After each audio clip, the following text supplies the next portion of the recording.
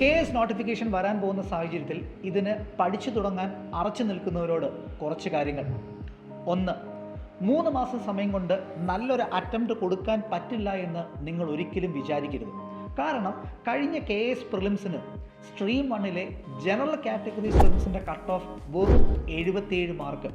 എന്നാലോ English, Malayalam, polity and economy ഈ 4 സബ്ജക്റ്റുകളിൽ നിന്നും മാത്രം വന്നത് 85 മാർക്കിനുള്ള ചോദ്യങ്ങൾ. So please focus on the high priority areas. Prelims എന്ന കടമ്പ കടക്കുന്നതായിരിക്കണം നമ്മുടെ ആദ്യത്തെ ലക്ഷ്യം. 2. ഇത് പ്രിപ്പയർ ചെയ്യുന്ന UPSC ആസ്പിറൻസിനോട് KSന് വേണ്ടി UPSC പ്രിലിംസ് നിങ്ങൾ ഒരിക്കലും സ്കിപ്പ് ചെയ്യരുത്. കാരണം UPSC ആൻഡ് KS പ്രിലിംസിനിടയിൽ 3 ആഴ്ചത്തെ സമയമുണ്ടെന്ന് അറിഞ്ഞിരിക്കാം.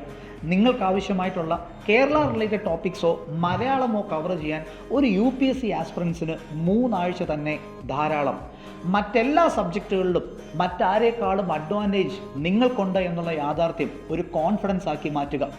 3. ഇത് പ്രിപ്പയർ ചെയ്യുന്ന സ്ട്രീം 2-ലെയും സ്ട്രീം 3-ലെയും സർക്കാർ ഉദ്യോഗസ്ഥരോടാണ്.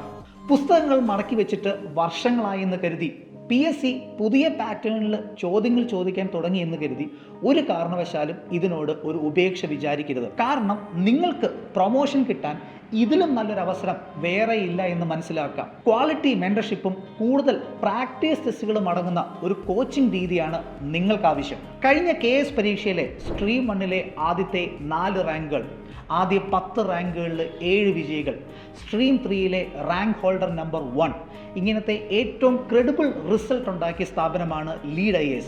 ഇത്തവണത്തെ KS പരീക്ഷ എന്ന് പറയുന്ന ഉദ്യമത്തിലും നിങ്ങളെ സഹായിക്കാൻ ലീഡ് IAS ഒപ്പം ഉണ്ടാവും.